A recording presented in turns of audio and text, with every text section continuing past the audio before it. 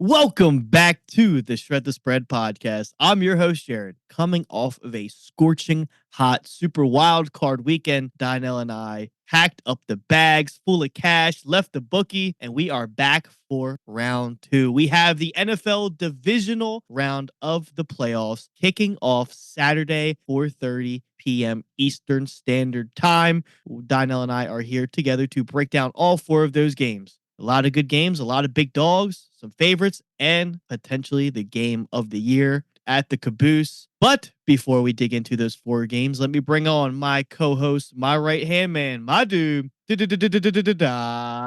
know what's going on, man. Yeah, what's going on, my guy? Look at it. Taking the bag, put it over my shoulder, and ran like a pack rat. I made some money this weekend. Could have made more. Trust me, definitely could have made more, but we're just happy to go ahead and make money off the Cowboys losing, crying their fucking tears away. He made the bread, bro.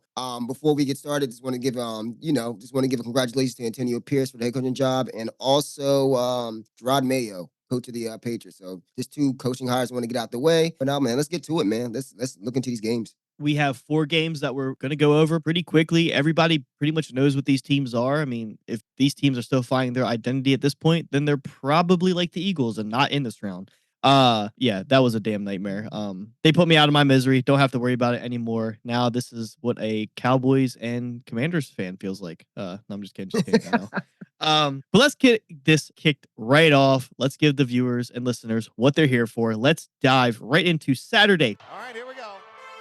So in all likelihood, Deshaun Jackson's going to at least get a return.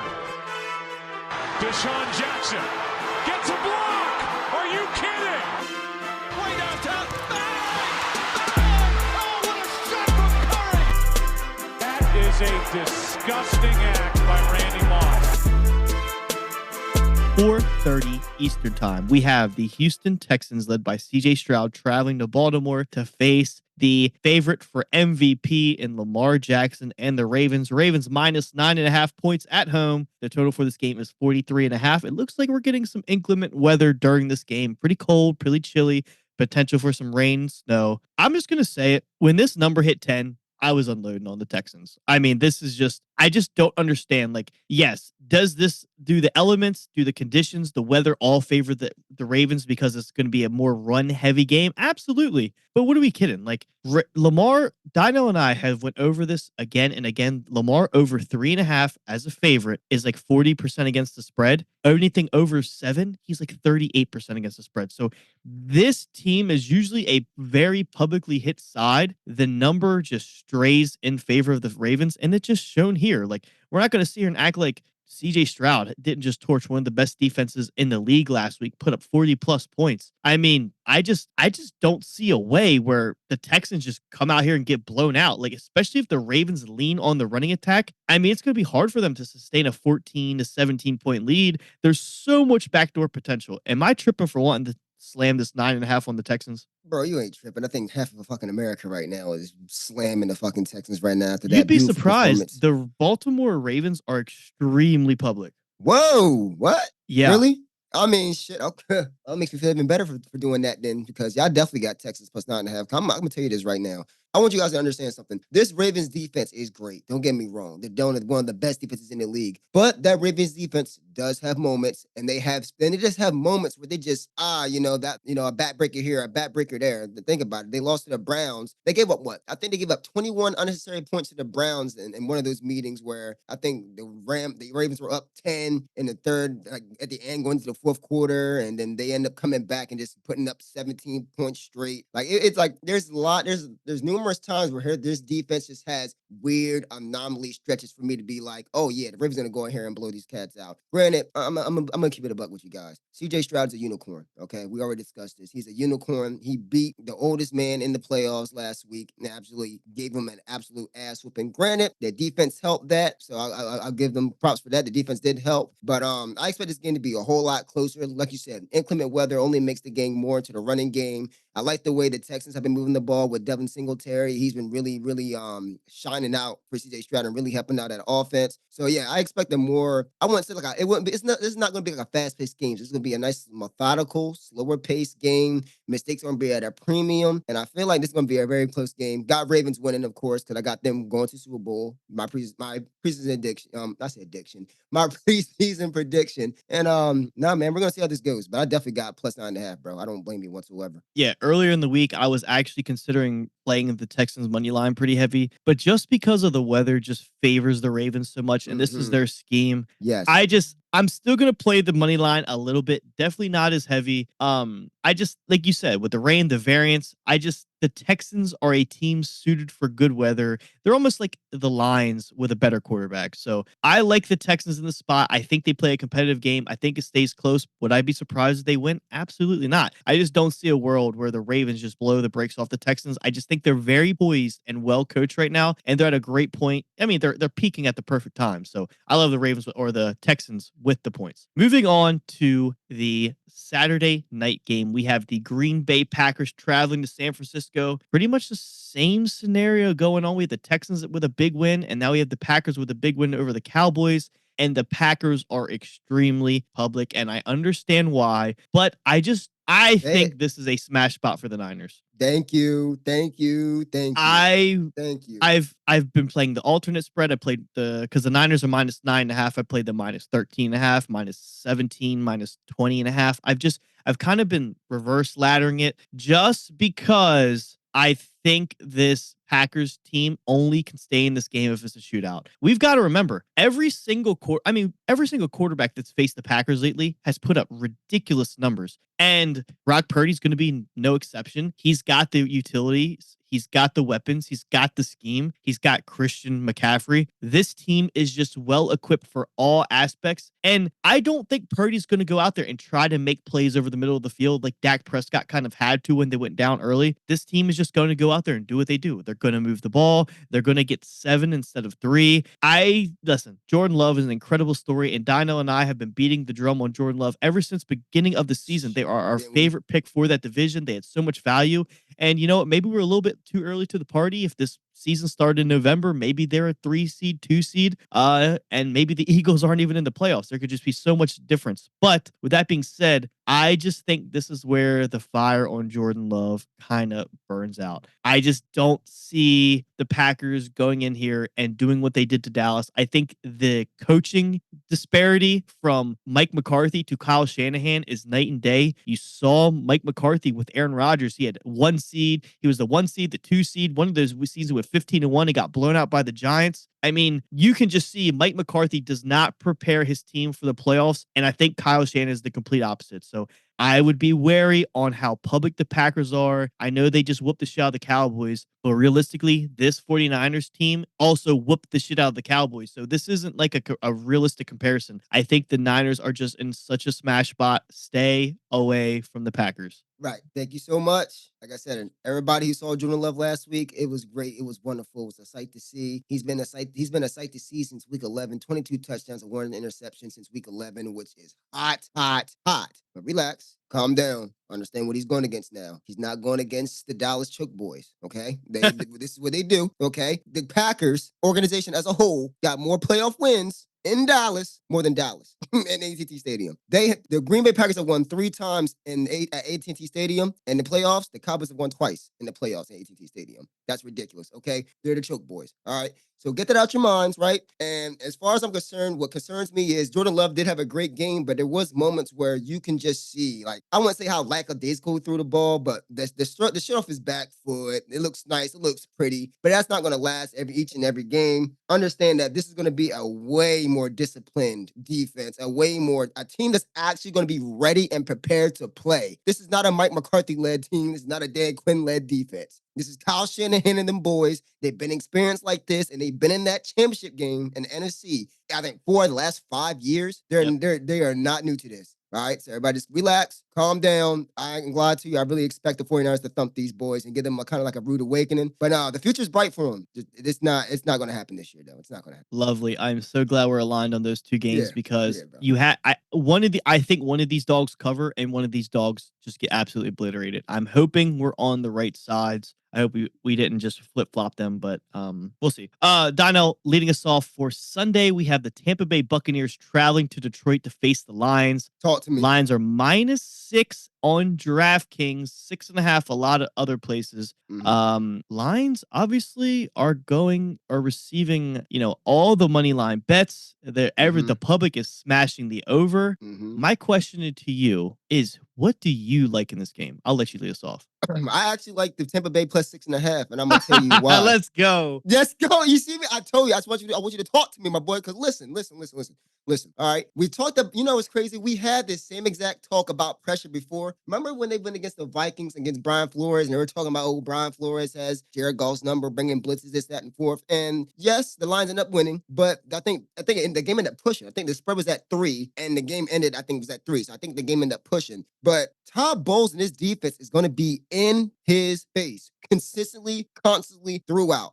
All gas, no brakes. Same way it was in Jalen Hurts' face all last week. I apologize for the Eagles fans. I mean, that was a sight to behold, but they're going to be there, man. And I think the biggest thing that people are kind of manifesting right now is the way that offense is going to be, how the offense is probably going to take over, and that the Bucs kind of got lucky because they played a terrible Eagles team who can't tackle, can't play coverage, can't stop the run. I think it's a little bit inflated. I think people kind of feel like that was kind of like a fluke. But nah, man, I really feel like Baker Mayfield is real. And he got that dog in him. And the one thing you don't want to do about Baker Mayfield, and I say this time and time again, as an underdog, he is hungry. He is hungry. This is what he does. Plus 3s, he covers those. All right. So plus 6.5 going against a Detroit Lions team who's, let's be honest, before last week has shown signs of mishaps and misperformance and debacles here and there. Trust me. I feel like all this Detroit hype that they're getting right now is getting to a lot of the public's heads, but you need to slow down right now. 6.5, I feel like is way too much for the Lions to cover right now. I got definitely Tampa Bay plus 6.5. Go ahead. Tampa Bay, you saw it versus the Eagles. Yeah. Todd Bowles is such a hard-nosed, old-school coach. He's going to stack the box with 8-9 players. Maybe he drops 1 or 2, but most of the time he's coming at you. Jared Goff last week versus the Rams, when no pressure, 21 of 21 passing. 21 for 21. When under pressure, 1 of 6 for 1 yard. That just shows you the difference. This Tampa Bay Buccaneers team, blitz. That's their identity. That is what they do. I will say a prop, ladder, Baker Mayfield's passing yards. The last few quarterbacks against the Lions, even Nick Mullins, I think he threw for like 370 or something stupid. Bro. Like, dude, these teams light up the Lions. They just play shootouts. And when you're in a shootout, you want to take the points because, realistically, there's so much variance in a shootout that the Tampa Bay Buccaneers, they could make a few plays on defense and put their team in position to not only cover, but win this game. I think the Lions win, but I think it's just by a narrow margin. They're at home. They got the home field advantage. I will say, though, Buccaneers defense, they looked good. And I know they're going against the Eagles. And I know the Lions have just so much explosiveness on offense. And Ben Johnson carries that damn team. Like, Dan Campbell is the great coach he is, brings a lot of passion and energy, but I'm telling you, this offense is the thing that holds it together. Their defense is just kind of there. And Dynell said it. These two teams are trending in opposite directions. The Buccaneers are playing better and better on defense and offense every week. And you saw the Lions. They've been vulnerable the last few weeks of the season. A lot of these poorly coached teams and bad quarterbacks, they were exposing the Lions. And the Lions, you saw what the Packers did to them on Thanksgiving. Like, this is just surprising.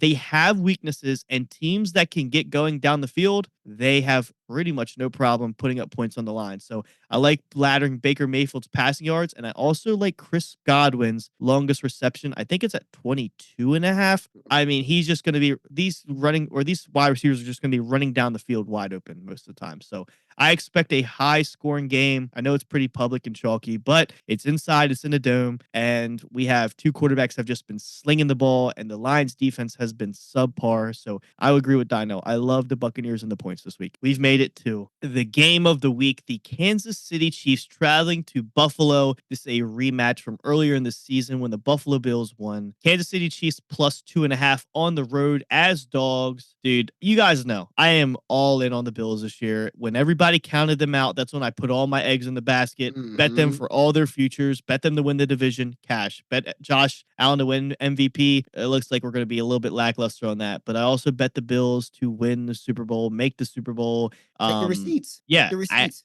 I mean, go back every episode. I've been honking this horn for weeks. I will say this is scary. Patrick Mahomes as a dog. Normally, Dynell and I would play this, especially some books that have it at 3, but a lot of books have it at 2.5. That's why you need to line shop. Listen, if you get the Chiefs at 3, I can't fucking blame you. I cannot do it. But I'm all over the Bills. I am on the Bills. Yes, the Bills have some. They're losing the injury battle this week. Like the Chiefs were injured when the Bills faced them last time. Now it's the opposite. But the Bills are at home. This is like Josh Allen's career-defining game. And I know it sounds crazy, but I mean, I saw Bill Simmons post that if Josh Allen loses this game, he's going to be like Dominique Wilkins on the Hawks, getting his ass busted by the Pistons and the Celtics every freaking week or every year in the playoffs, like never making that conference championship. Like this is where Josh Allen needs to rewrite his story because his whole thing is I can't beat the Chiefs when it matters.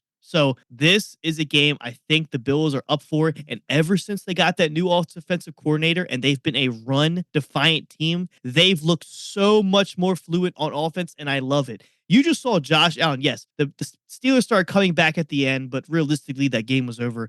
Josh Allen played flawless football. He puts his body on the line. He plays with his heart. Like that guy is the quarterback that you want at home, in the elements, in the cold weather. Give me the Bills -2.5 at home all day. And you know what's crazy, yo, is once you did bring up that whole situation where you said what with the Bills right now, I texted you right after I saw you make those bets. I texted you right up and said, "Damn, you are smart as a motherfucker." Yeah, you did. Hop I on remember this. that. Yeah, hop on that now. Because yes, you were most certainly right. That was the time for them to get going. And boy, have the lights switched, man. Look at the way this team looks now. It looks it looks brand new. The running game. Thank God. Where was that at for the past couple of years? It's so refreshing. It's refreshing. I was about to say it's refreshing. This is what you want to see. You know, an actual read option without the quarterback being the only option. I mean, come on. Like, this is what we're finally starting to see. The only thing about it is you know this more than anybody. Andy Reid is the tactician. He can as an offensive mind, he is a tactician. Now, as an underdog, they're in Buffalo this time, though, right? Yeah, they're in Buffalo. They're in Buffalo this time, so that definitely plays in their favor, and I do like first that. Career playoff game for Mahomes on the road. On the road. First one. Here's the thing. He's been here in this position for 4 years now, and this is his first one. He's been dominating. But my biggest concern is with the Bills is, like you said, the injuries at the beginning of the season, the Tre'Davious White being out, I think Von Miller just now getting back, so they're getting healthier. I don't know. I feel like there's a stigma with the Chiefs, and you know how I get. It's just a stigma with the Chiefs right now that kind of just keeps them in no matter what. I don't know what it is. Now, here's what I will say. The Chiefs had a clear advantage last week, okay? There was no mistaking that. They had a clear advantage going against the Miami Dolphins, who was not fucking ready to handle that cold weather. We said this. We banged on it. I said Tua can't play in the cold weather, and it still holds firm. We've been saying the Dolphins don't beat any good teams anyway. Yeah. Right. But here's what I will say. This is the game of the week. This is the toughest matchup of the week. And these teams have met their match. Both had flaws going into the season. They both shaped up a little bit towards the end. Now you're about to see whose resolve handles the most, right? It all relies on Josh Allen not turning the ball over. That is literally what it comes down to. The difference between Mahomes' numbers and Josh Allen's numbers when they played each other in the playoffs is 1 interception. And the other thing is, Patrick Mahomes won 2 games, both at home. Josh Allen, this is your time right now. This is your time right now. This is your time to cement in your legacy, the Peyton Manning versus Tom Brady type legacy, the back and forth, So this is very, very huge. I ain't gonna lie to you. I've been going back and forth in my head this whole time talking about it. Until now, I would have. You know what? I'm gonna rock with you. I'm gonna rock with the Bills, man. I just think they got a little bit of an ick factor.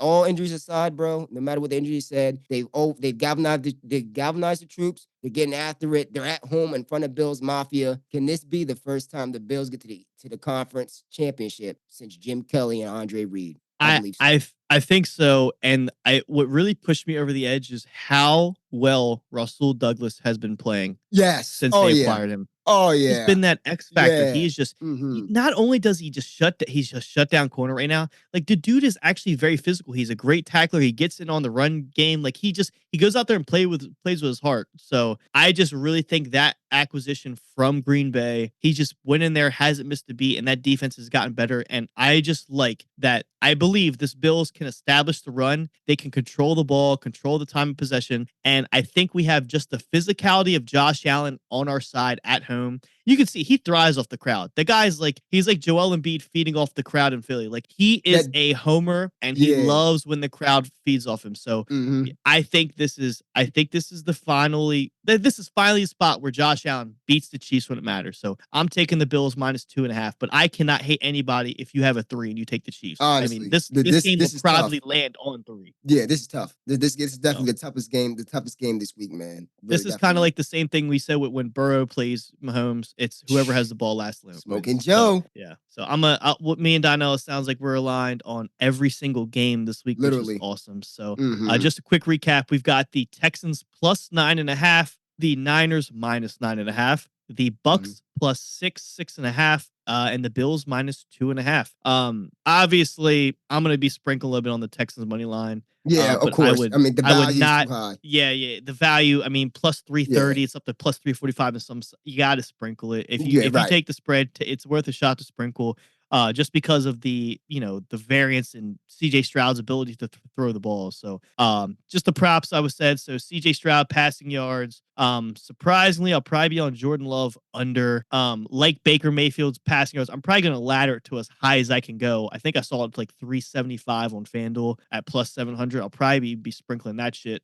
He might have 400 against this Lions defense and still might lose. And then so those are sides. Those are our props. This is our divisional preview. Dynell, did you have anything you want to say to the listeners before we get out of here? No, it's the same message every week. Tune in live. Follow us on X to get the latest updates because of injuries and stuff like that, because that happens all throughout the league. Follow us at Shred the Spread _, and stay tuned in. Any messages for us? Any messages for me personally, you can send them at Dyneezy. That is at DYNEEZY. And I'll answer these questions as fast as possible. Yeah, thank you guys again for listening and making it to the playoffs. We have been hot the last 2 seasons in the playoffs. Let's not miss a beat this week. We like some dogs, we like some favorites, but time will tell. We will be back for our conference championship preview next. We'll say Friday. We'll record it. Thanks again for listening. This has been our divisional preview for the Shred the Spread podcast. I'm your host, Jared. He's Dynell. And for our awesome producer, Tyler, holding it down behind the scenes. Until next Friday, we'll see you. Peace.